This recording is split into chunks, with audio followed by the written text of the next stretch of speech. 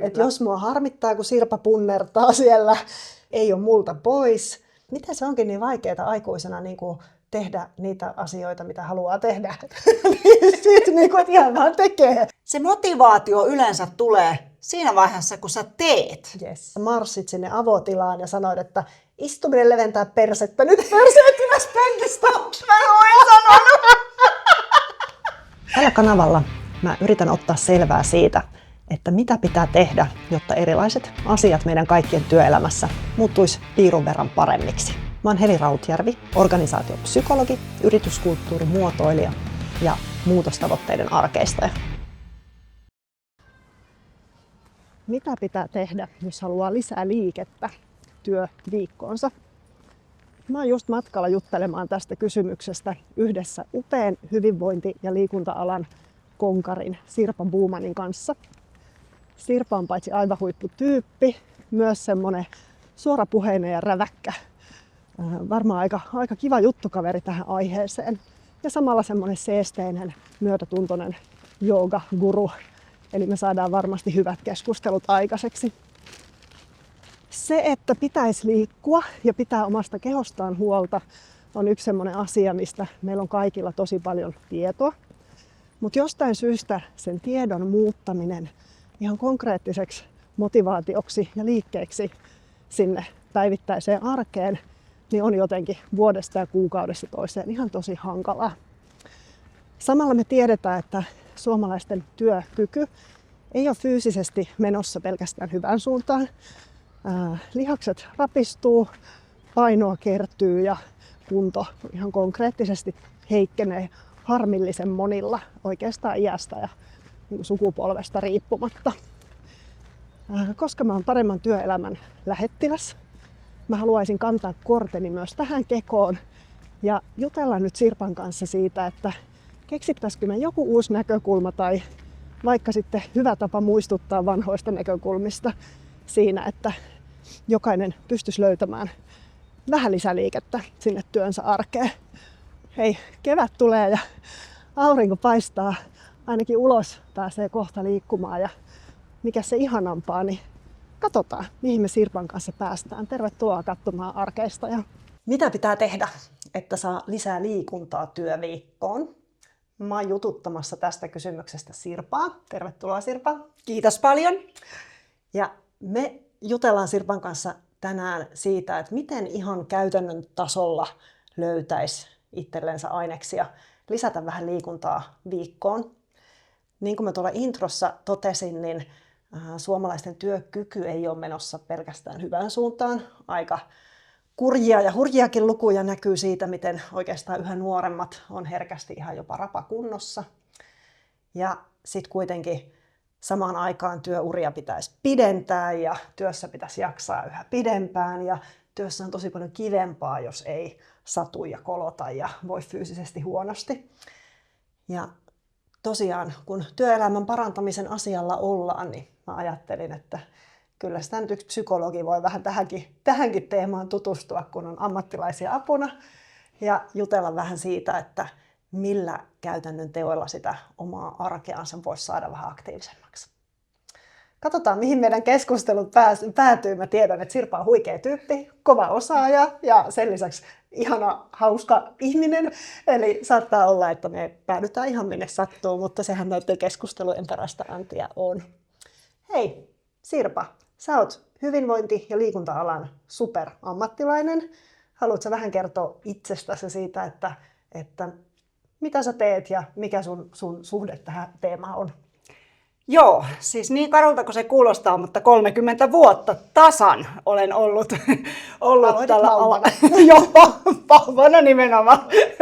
Olen ollut alalla, eli sekä liikunta-alalla että sitten taas fysioterapeuttina. Eli tosiaan tehnyt fysioterapeuttina, työfysioterapeuttina ja koko ajan myös ollut jumppapirkkona. Se on yksi minun identiteettini ja se ihmisten hyvinvointi on kyllä niin kuin vahvasti mun sydämen asia ja ennen kaikkea se ennaltaehkäisy, että ihmiset pitäisi tästä sielun temppelistä huolta. Ihana temppeli. Mä oon kuullut myös jonkun sanovan, että keho ei ole mun temppeli, vaan se on mun huvipuisto. Mutta mun mielestä sekin on semmoinen aika positiivinen ja myönteinen mielikuva, että vaikka on se huvipuistossa joku kummitusjunakin, mutta ehkä se silti on enemmän semmoinen ilon ja hyvinvoinnin paikka. Kyllä, kyllä. Välillä kummitusjunakin löytyy ehkä tästä temppelistä. Siitäkin löytyy, kyllä. Just näin. No hei, jos lähdetään sitten miettimään nyt päivän kysymystä, niin sitä on ehkä helppoa lähestyä sitä kautta, että miksi me ei liikuta. Ja mä ainakin keksin 1000 syytä joka päivä, miksi tänäänkään ei ole hyvä päivä liikkua. Niin mitä sä sanoisit, mitä pitää tehdä, jotta sitä liikuntaa sinne päiviinsä saa mahtumaan? Kaikki varmasti lähtee siitä, että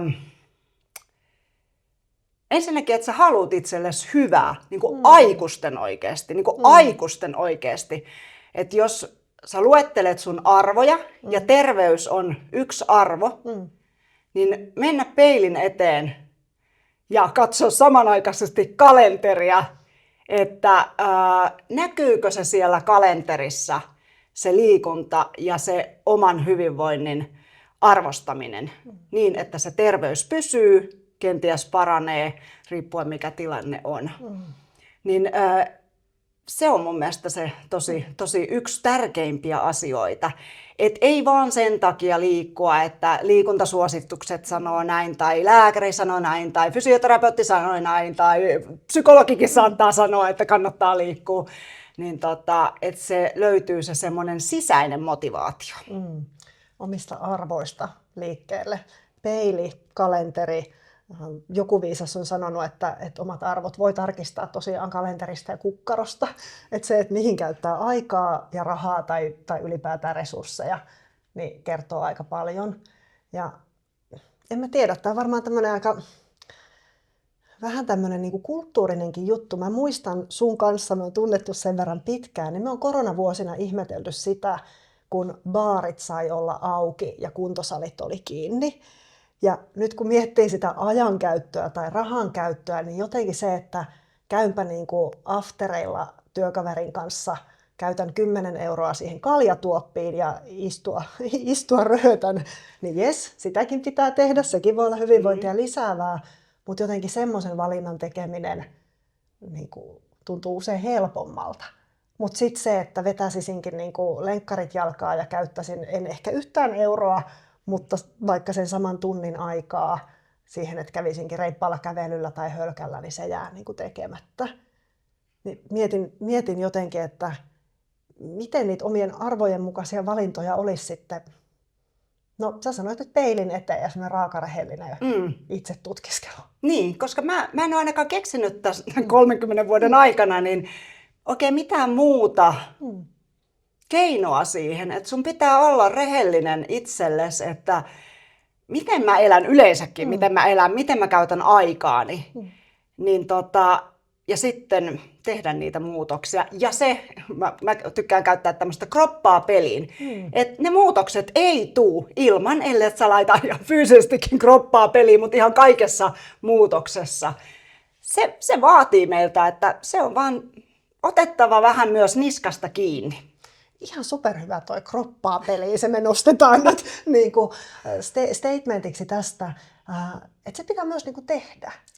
Ja mä mietin psykologina, että mä oon jotenkin todella samaa mieltä tosta, että se motivaatio pitää löytyä itseltä, mutta onko tässä kaiken semmoisen lempeyden ja hyväksynnän niin kuin korostamisessa sit käynyt välillä niinkin, että sit me kuunnellaan itseämme ja vähän kuin unohdetaan sit tavallaan ne arvot ja mennään semmoiseen hedonistiseen, keho ja aivot haluaa aina säästää energiaa, niin sitten me kuunnellaan itseämme ja todetaan, että sohva kutsuu, lenkkipolku ei. Ja silloin pitäisi muistaa toi, että hei, mikä se niinku oikea tavoite siellä taustalla on, ja sitten se vaatii sitä kropan peliin laittamista. Kyllä. Ja se on myös mun mielestä hyvä semmoinen ajatus, että tämän päivän tai tämän hetken valinnat määrittää sun tulevaisuuden. Eli aina voi miettiä, pysähtyä hetkeksi aikaa. Välillä se sohva on oikeasti se oikea ratkaisu, ihan aikuisten oikeasti, mutta ei aina.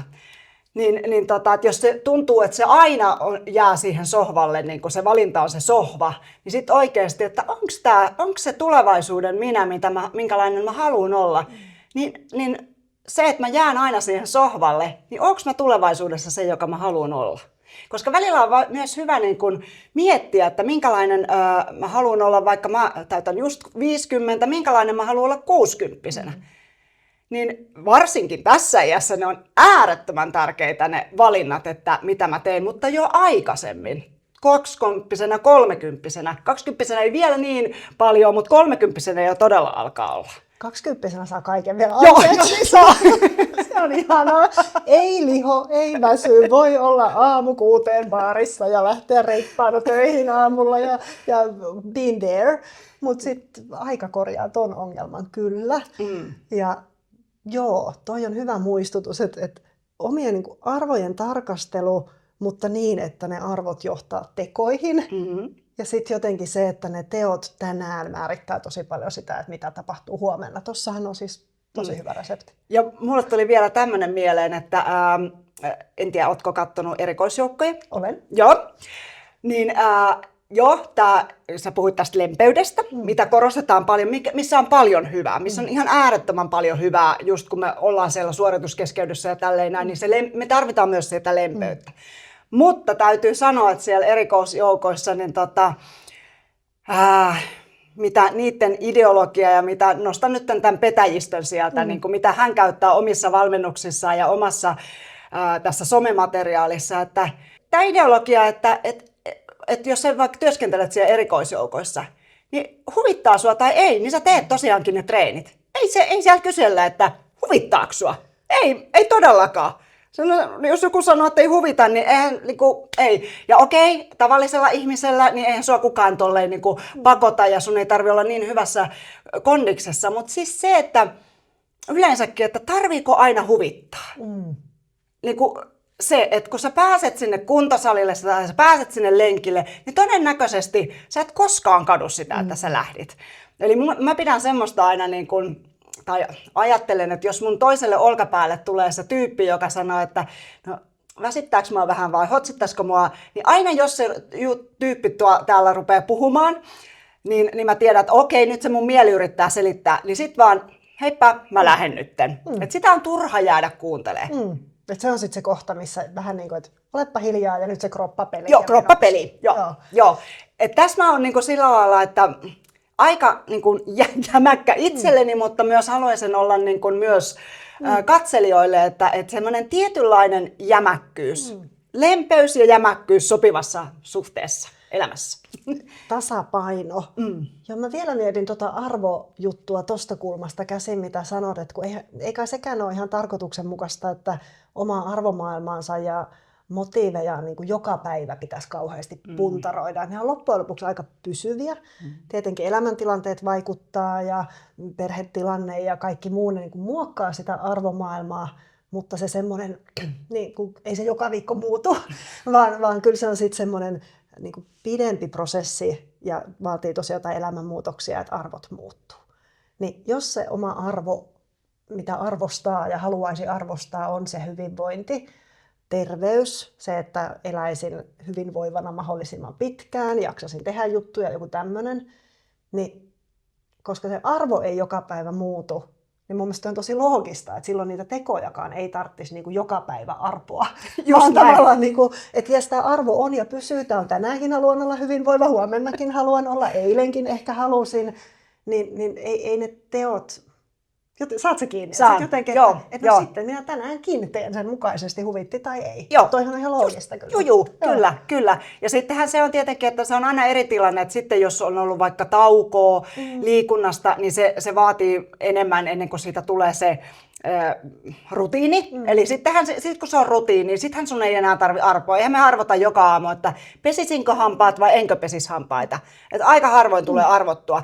Niin se, että esimerkiksi mulla on keskiviikko ja perjantai kuntosalipäivät, niin ei mun tarvitse arpoa, että lähdenkö mä sinne vai enkö mä, kun se on selkeä, se on rutiini, mä lähden sinne niin kuin. Ja tostahan puhuu käyttäytymistieteilijät, psykologit mukaan lukien myös paljon, että kun niitä valinnan paikkoja ja sitä semmoista tahdonvoiman käyttämistä on päivässä jo ihan valtavasti, niin ton tyyppinen, että keskiviikko on salipäivä, piste, niin sit sitä ei tarvitse miettiä. Niin. Voisiko sitä ajatella myös jotenkin keventävänä, että ei tarvitse tätäkään valintaa tehdä, kun mä oon tehnyt sen jo niin kuin tulevaisuuden minäni puolesta. Just näin. Joo. Helpottava ajatus. Se lukee täällä kalenterissa. Mun ei tarvitse arpoa, mä voin vaan mennä. Ai että. Mitä helppoa! Superhelppoa. No, jos käydään läpi vielä sitä, että miksi tämä sitten kuitenkin on niin vaikeaa. Mitä sä sanot, kun ihminen kaipaa sulta aktivointivinkkejä ja sparrausta ja sanoo, että no mutta kun en mä ehdi. Mulla on työt ja tiedät sä lapset ja nukkuakin pitäisi ja ruokaa laittaa ja imuroida ja näin, niin mä en ehdi. Mitäs sitten? Joo, ja toi ihan tosi yleistä. Ihan todella ja ihan normaaliakin, itsekin elänyt ruuhkavuosiarkea, niin täysin normaalia. Jos nyt ajatellaan vaikka ruuhkavuosi ihmistä, jolla on niitä lapsia ja on työ ja saattaa tehdä vähän ylimääräisestikin työtä, niin sitten se jollain tavalla se sujuttaminen sinne arkeen, että esimerkiksi jos vaikka lapset harrastaa, niin sinä aikana ei tarvitse somettaa sitä tuntia, vaan voi mennä vaikka lenkille. Ja semmoinen ainakin. Ja sitten mahdollisimman pieniä juttuja. Et se, että sä teet 10 minuutin lihaskuntotreenin, on 1 000 000 kertaa parempi, kun sä et tee sitä ollenkaan. Et se, että tosi pieniä juttuja, kun se ei tarvi kestää sen tunnin, eikä edes puolta tuntia, 20 minuuttia, 10 minuuttia. 10 minuuttia, jos tekee kunnolla kyykkyjä, punnerruksia ja vatsaselkälihaksia, niin wow. Aivan. Että tästäkään ei tarvitse tehdä myöskään semmoista kaikki tai ei mitään peliä, että nyt jos en ehdi lähteä juoksemaan tuntia tai en jaksa tai pysty juosta tuntia tai tosiaan tehdä jotain kokonaista salitreeniä, niin enpäs mene sit ollenkaan, vaan mieluummin noin päin. Joo, ja mun mielestä se on, monilla ihmisillä on vähän se semmoinen ajatus, että pitäisi tehdä hirveän paljon, jotta siitä olisi jotain hyötyä. Mutta jo tutkimukset tukee sitä, että ihan joka ikinen ojennellaan käsiä ja mitä vaan. Kaikki on plussaa. Et ennen vielä voi olla osalla meinaa se kuvitelma, että esimerkiksi kun ennen ajateltiin näin, että, ja oli tutkittu, että 10 minuuttia vähintään putkeen pitää olla sitä liikuntaa, liikettä, jotta siitä on hyötyä, mutta ei. Se on kumottu ihan kaikki. Sä nouset istumasta ylös, kaikki lasketaan, ihan kaikki.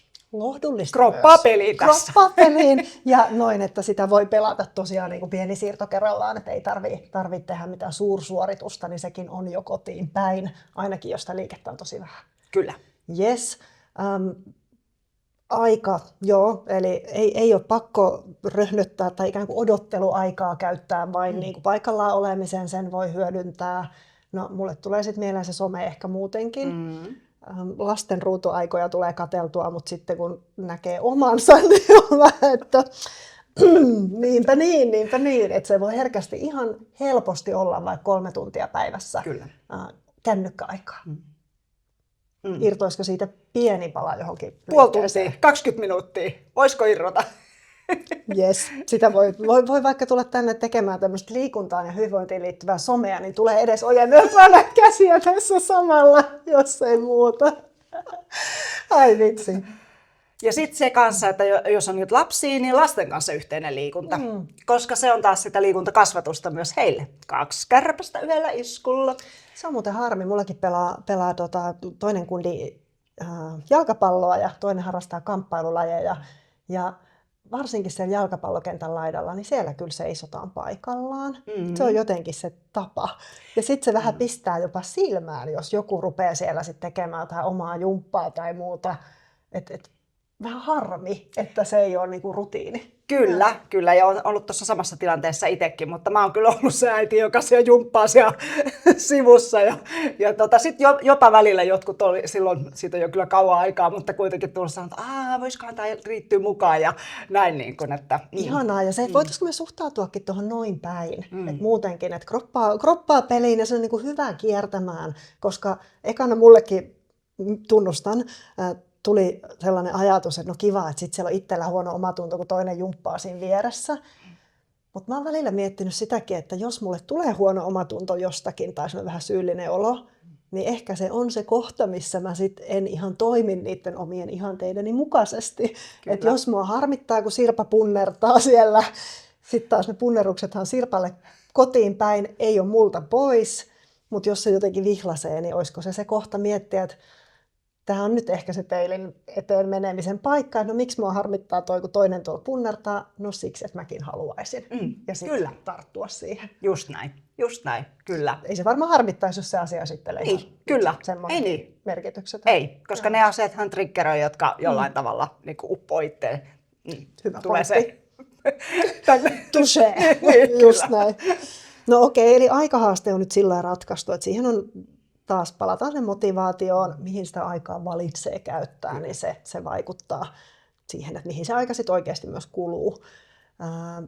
No, mä tykkään käydä salilla ja kun mä lähden sinne ja käyn siellä suihkussa ja teen sen treenin ja kaikki tää, niin siihen menee ainakin 3 tuntia. Ei onnistu. Mitäs sitten? Sä voit tehdä vaikka kotona. No sitten se seuraava on, että no ei mun tule tehtyä kotona. No haluut sä tehdä? Aivan. Jep. Että me ollaan aikuisia ihmisiä, niin se, että mä ymmärrän, vaikka ihan täysin, mulla on kaikki myötätuntoa, että ei tule tehtyä kotona, mutta on kaikenlaisia appeja olemassa ja motivaattoreita tuolla netit täynnä. Että jos sä haluat, niin kyllä sä sen teet. Jos haluaa, niin teet. Niin. Se ei ole sinne, niin. Ja meethän sä sinne aftereillekin, kun sä haluat, tai mitä ikinä. Joo. Käyt ostaa perjantai-pullon tai pullon, kun sä haluat. Tämä on hassua. Tämä on sellainen teema, heti tulee korvan taakse, että tähän pitää kyllä palata joskus uudestaankin miettimään, että miten se onkin niin vaikeaa aikuisena niin kuin tehdä niitä asioita, mitä haluaa tehdä. Sitten niin kuin, että ihan vaan tekee. Menee ajoissa nukkumaan, pistää sen kännykän pois, lähtee sinne salille. Että niin kuin ihan vaan, tiedät, että tekee. Ja joo, toi on tosi hyvä muistutus, koska siihen ei taida myöskään olla sillä mitään oikotietä, että kukaan ei tule punnertamaan puolesta, vaan se sitten kuitenkin pitää myös tehdä.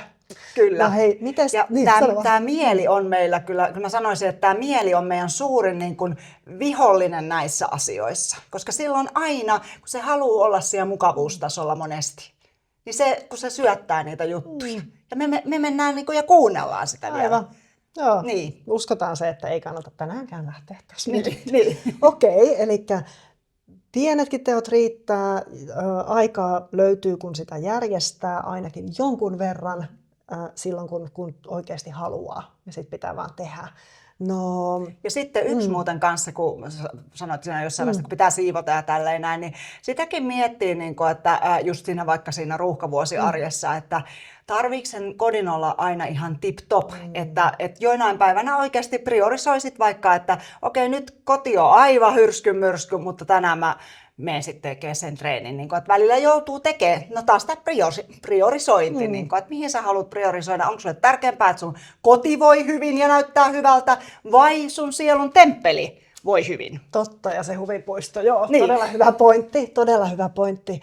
Jotenkin jää vieläkin kiinni tuohon haluamiseen ja sitten sen mukaisiin tekoihin, että no voiko sitä jotenkin sitä niin kuin liikkumaan pääsemistä tukea muilla asioilla. Ehkä just toi, mitä sanoit vaikka, että no mä valitsen, että nyt tänään mä en panosta tähän mun kodin hyvinvointiin, vaan omaan hyvinvointiin, niin tuleeko sulle mieleen muita asioita, millä voisi jotenkin tukea sitä, että jaksaa liikkua tai tulee lähdettyä? Ehkä yksi, mitä itselle nousee heti mieleen, mä mokaan mun liikunnan usein sillä, että mä oon ajatellut mennä töiden jälkeen. Mulla voi olla vaikka liikuntakamat mukana ja salikortti taskussa. Ja sit mulla on aivan hirveä nälkä. Ja sit mä totean, että en mä pysty menemään, mulla on liian kova nälkä. Joo, ennakointi ilman muuta. Toihan on, toi syöminen on yksi kanssa semmoinen, mihin se on tosi monilla ihmisillä se kompastuskivi, että kompastus... Kivi, joo. Onko se kivi? On se. Joo, kipu myös. Kipua tulee, kun kompastuskiveen kolahtaa. Että ei suunnittele sitä, että just tämä näin, että syömiset kanssa, ne on ihan äärettömän tärkeää myös tämän liikunnan suhteen ja liikkeen suhteen, että jos sä oot nälässä, niin ethän sä jaksa tehdä sitä pientäkään. Totta. Tai jos et sä nuku hyvin, niin sä et jaksa liikkua, ja no tää on tää. Niin, tää sama kehä, uniliike, ravinto, Kyllä. tämä tämmöinen pyhä Kolminaisuus. temppelin pylväät sieltä. Ja kyllä sitä välillä miettii itsekin, niin kuin mä oon tehnyt myös psykologityötä ja työterveyspsykologiaa esimerkiksi ja keskustellut ihmisten kanssa hyvinvoinnista ja pahoinvoinnista. Ja tunnistanut kyllä pohtivani välillä ihan sitä ääneenkin ehkä asiakkaiden kanssa, että entäs jos nämä 3 peruspalikkaa olisi kunnossa, niin mikä se vointi olisi silloin? Että jos mä rehellisesti, ei sillai ihannetasolla, vaan oikeasti nukun edes sen 7-8 tuntia yössä, jos mä syön kutakuinkin niin kuin monipuolisesti ja tasaisesti siellä tai jotenkin omalle keholle sopivassa rytmissä pitkin päivää, ja jos mä sen verran liikun, että pysyn pystyssä ja mihinkään ei satu ja on nyt kutakuinkin toimintakykyinen keho, niin kuinka paljon me vältettäisiin myös niitä mielen hyvinvoinnin haasteita.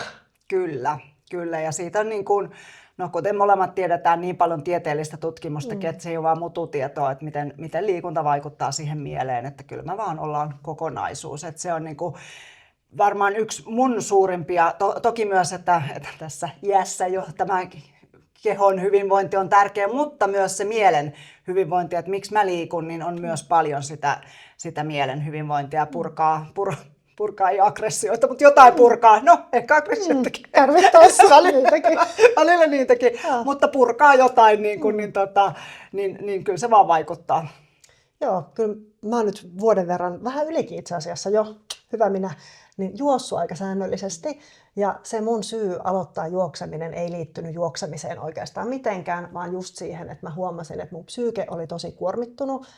Talviaikaan mun ei tullut harrastettua aerobista liikuntaa. Ja mä oikein tunsin itsessäni semmoisen, että mun pitäisi saada niinku hikoilla ja jotenkin päästää sillä höyryjä ulos ja semmoista stressiä ja kaikkea kireyttä, mitä muhun kertyy. Ja mä ajattelin, että mun arkeen ei sopinut silloin. Mä oon niin vuoroviikko mutsi, mä matkustin työn puolesta paljon, mulla on koira, puoliso toisessa osoitteessa, eli ramppaan niin kuin monen osoitteen välillä. Niin mä ajattelin, että se ei ole realistista, että mä menisin sille mun lempparitanssitunnille, koska se, että mä olisin tiistaina kello 17 joka viikko jossain, niin se ei vaan niin kuin voinut toteutua. Ja sitten mä ajattelin, että että kyllä mä niin kuin sen verran osaan jalkoja peräkkäin laittaa, että mä kokeilen, että mitä tästä juoksemisesta tulee, ja teetin itselleni juoksumatolle ohjelman.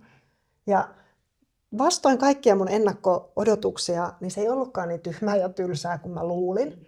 Mä etukäteen ajattelin, että voiko niin kuin typerämpää olla, kun tampata jotain mattoa sisällä, vaan niin kuin maisemat ei vaihdu ja ei saa raitista ilmaa ja aivan pöliää hommaa.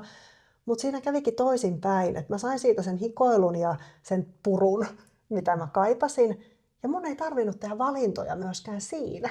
Että jotenkin, että se matto rullas, mulla oli se ohjelma, mitä mä juoksin. Mä en tiennyt juoksemisesta kauheasti, niin mä en voinut niinku kauheasti säätää tai en halunnut säätää vauhteja tai muita, vaan mä tein sen mukaan, mitä se ohjelma käski tietyllä tavalla. Ja mä huomasin, että tämä on tosi vapauttavaa ja siihen jopa jäi vähän koukkuun.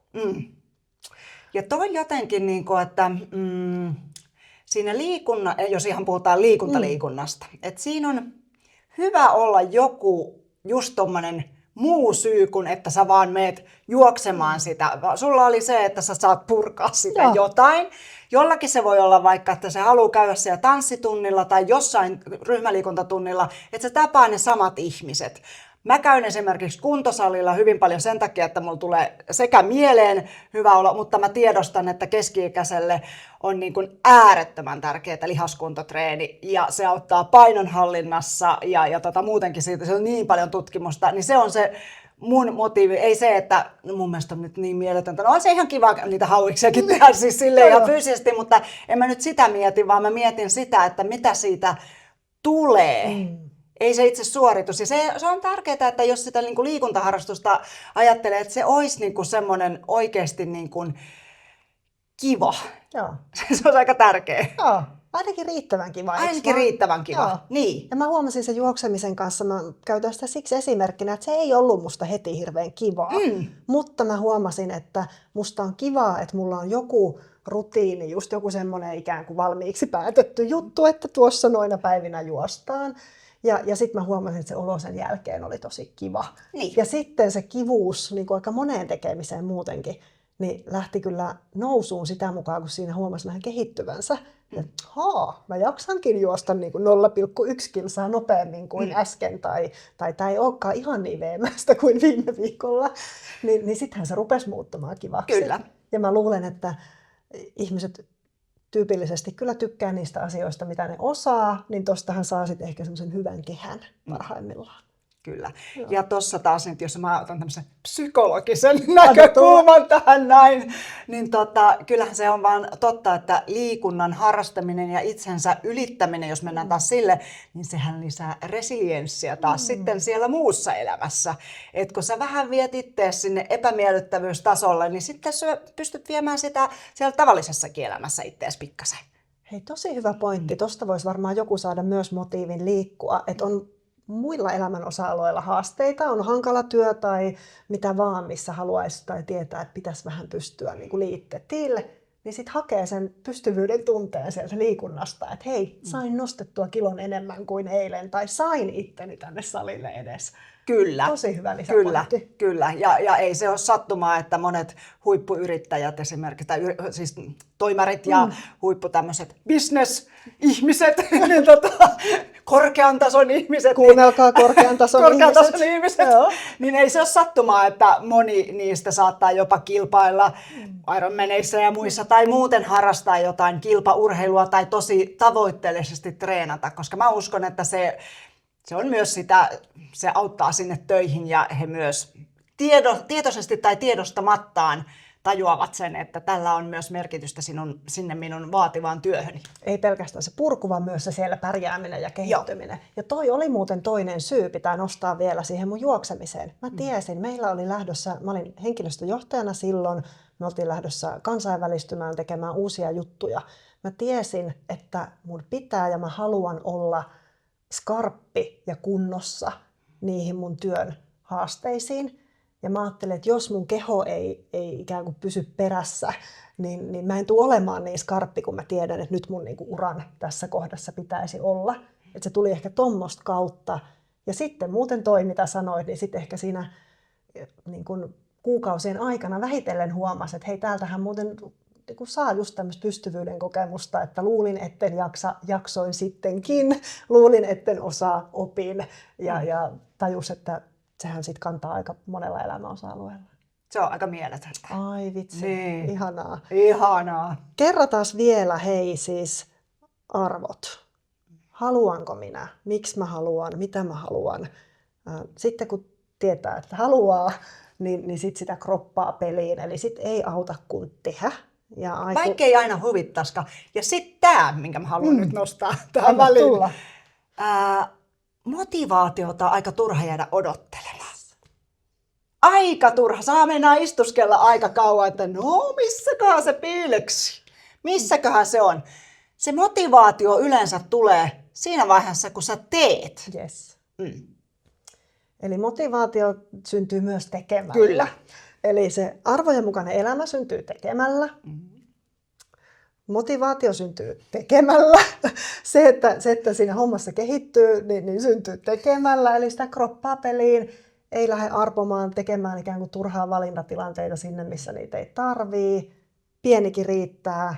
Kaikki on kotiin päin. Ja sitten se, että nämä valinnat kantaa parhaassa tapauksessa ja aika todennäköisesti niin kuin muillakin elämän osa-alueilla. Ja sitten se kans, mikä tuli mieleen, että kannattaa pohtia sitä, että minkälaisia uskomuksia on itsellä. On aika eri lähteä, että nyt mun pitää lähteä sinne salille, kuin se, että hei, mun kroppa pelaa, mä pystyn liikuttaa ja mä lähden sen takia sinne, että mä saan lähteä, mä pystyn lähtemään. Kaikki ei pysty, niillä voi olla kaikenlaisia vammoja, mitä vaan. Mun kroppa on semmoinen, että mä oikeasti saan ja pystyn. Eikä se, että pitää. Että tämmöisiä pieniä sanaleikkejä, että pitää, niin se on aika kurjalta kuulostaa. Vaativat, että tekee mieli väittää vastaan. Niin, että eikä pidä. Joo. Niin, joo. Kyllä, eihän pidä. Niin. Kuka saisi mulle sanomaan, että pitää. Niin, joo. Niin. Tosi hyvä. Saan. Hei, ja toikin on ihana pointti, että miten sen muistaisikin olla myös kiitollinen siitä mahdollisuudesta ja kyvystä, että pystyy liikkumaan, koska auta armia sinä päivänä, kun no ei tarvitse olla kuin flunssassa ja tajuaa, että se normaali toimintakyky katosi vähäksi aikaa, niin miten paljon sinne lenkkipolulle silloin kaipaa, niin jotenkin se, että hyödyntäisi sen, kun pystyy ja jaksaa, Just. niin ottaa sen niin kuin ilon irti. Kyllä, Voi kyllä. vitsi. Hei, mä luulen, että meillä on aika hyvät eväät koossa siihen, että ainakin kun jotakin liikettä sinne työviikkoonsa joku saattaisi tämänkin videon katsottuaan saada. Mitäs me Sirpa sanottaisiin tähän loppuun?